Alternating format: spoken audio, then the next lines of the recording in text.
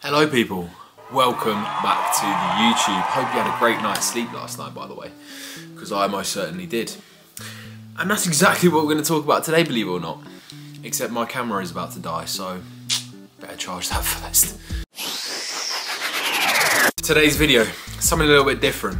Now, if you've been following me on Instagram, you'll know that I'm a bit of a sleep connoisseur. Although my sleep isn't the best, I've tried everything, every trick in the book to improve my sleep, because a while back I was introduced to a man named Matthew Walker. Now, Mr. Matthew Walker, he changed my life. Honestly, if you've not listened to any of his work, type in Matthew Walker onto YouTube, Spotify. He does podcasts with Joe Rogan, Stephen Bartlett, he does TED Talks. Absolutely blew my mind as to how important sleep is, especially when your goal is physique development. Now, during this prep, a big focus for me has been improving my sleep, because one of my clients gave me this Oura ring, which I'm going to talk about more in a sec.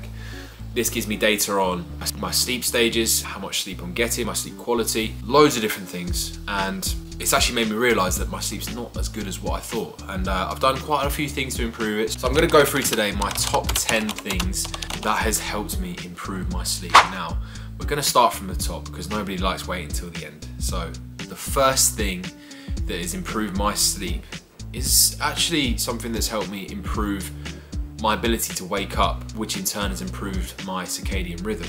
So we're going to start off with what's called the Lumi Light. This alarm clock, I fucking bang on about this all the time. It's such a good alarm clock, I swear to God.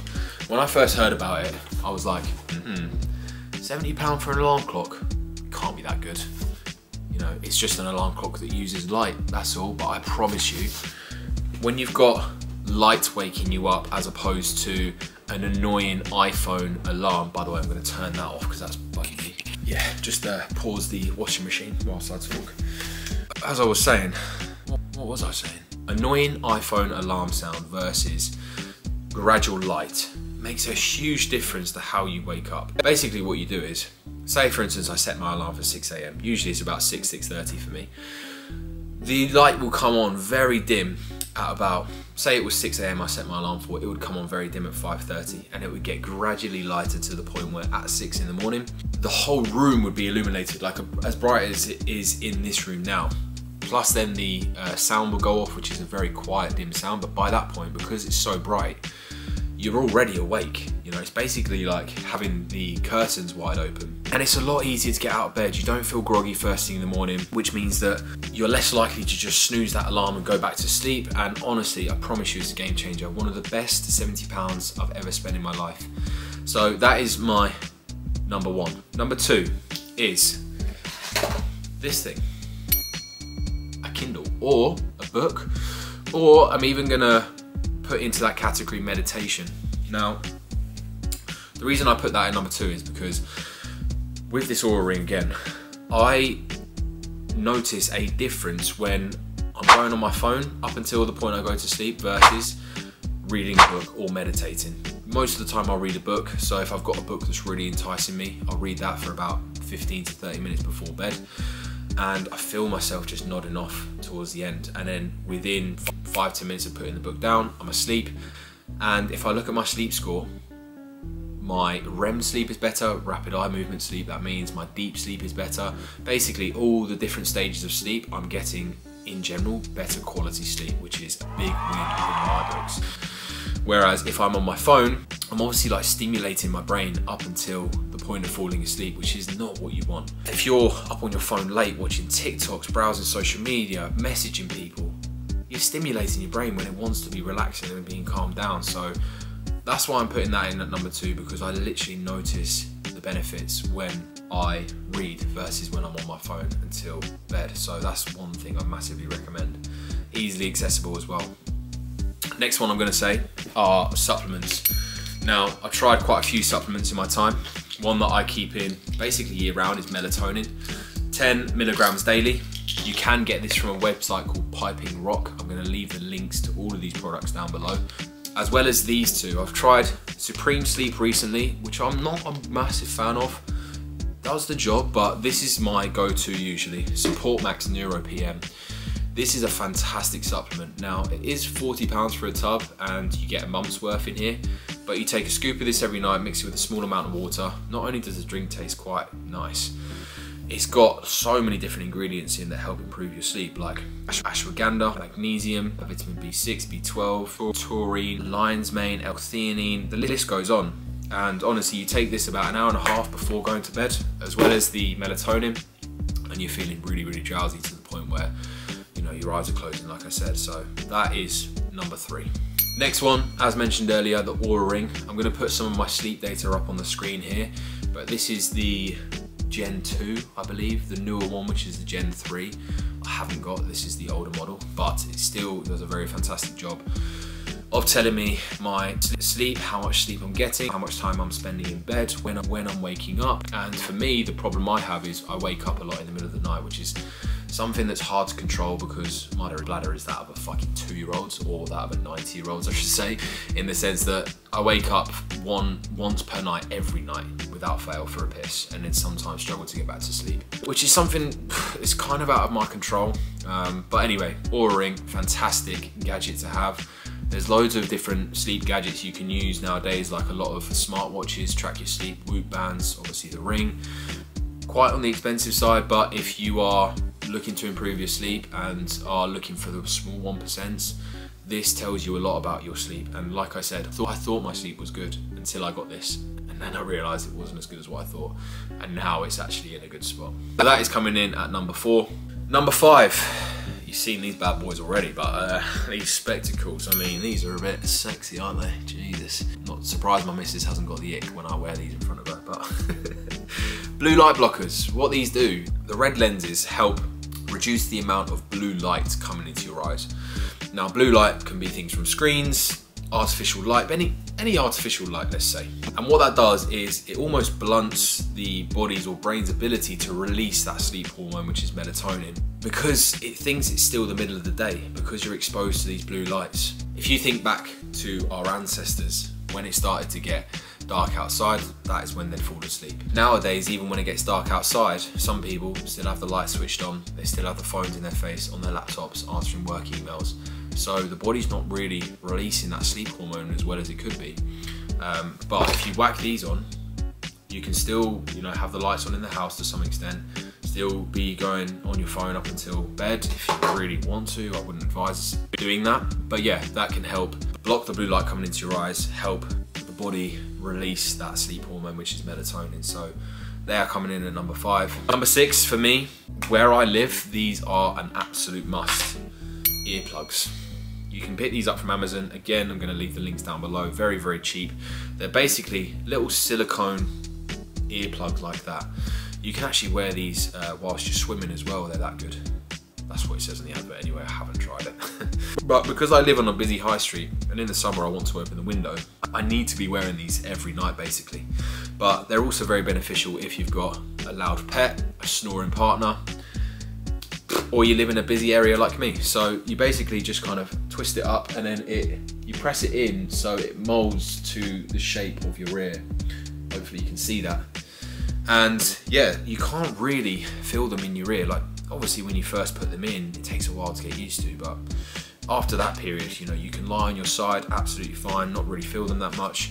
You can reuse them as well. So I've been using this pair for the past couple of weeks, and usually I'll change them like every 4 weeks or so.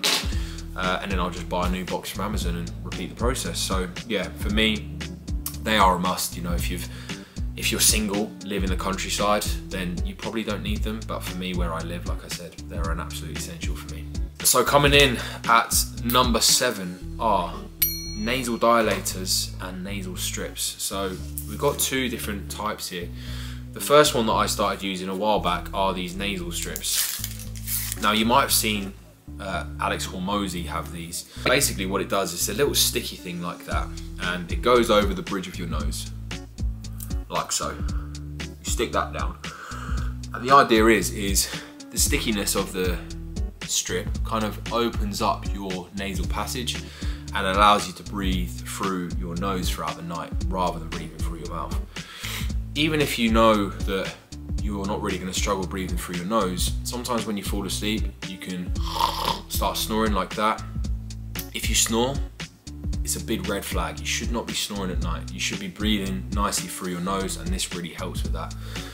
There's a really good podcast on mouth breathing that Stephen Bartlett did with someone, I can't remember his name, but if you type in mouth breathing expert on Spotify, that should come up. So this, and something I've been using more recently, is this small nasal dilator, which is a plastic thing which actually goes up your nose like that, and the two plastic bits push your nose out like that and does the same thing. So that kind of looks like a bit of a bull ring in my nose, but yeah, like I said, does the very similar thing. Even if you don't find you've got like a really congested nose, sometimes, like if you go, there's always a bit of kind of friction on one side more than the other. And what this does, it just allows you to fully open up your nasal passage, get in a lot of air through the night, a lot of oxygen, and reduces the risk of you mouth breathing at night. And as we know, that is very bad, so we don't want that. So yeah, that is what's coming in at number 7. Next up, number 8, which also kind of relates to that point that I just said. Mouth tape. Now this is a bit of a weird one. It's something that I've been trying now for the past 3-4 weeks, and I can't really get on with it, which is why it's kind of further down my top 10 list. It comes on a plastic sheet like this, and there's loads in the box, but you can see there's 2 of them there. So you peel this off. It's got a small gap where you can breathe through your mouth in case of emergency, so it doesn't feel like you're fucking suffocating yourself, but I'm not gonna be able to talk now, so bear with. So yeah, I can talk.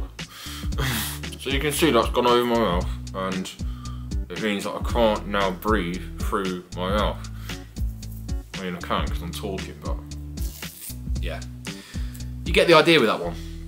Now, like I said, it's not the most comfortable thing to put on. It does take a while to get used to again. And it usually ends up coming off in the middle of the night, so I think in terms of mouth tapes, that's probably not the best one. There might be some other options on Amazon that I could try out. But I'm pretty confident that, you know, through the night, I do breathe through my nose because I always either wear one of these strips or use that nasal dilator. So that's why this has come a bit further down my list. But if you're a mouth breather, something like that could be really beneficial. You might just have to try some different ones to find out which one works best for you.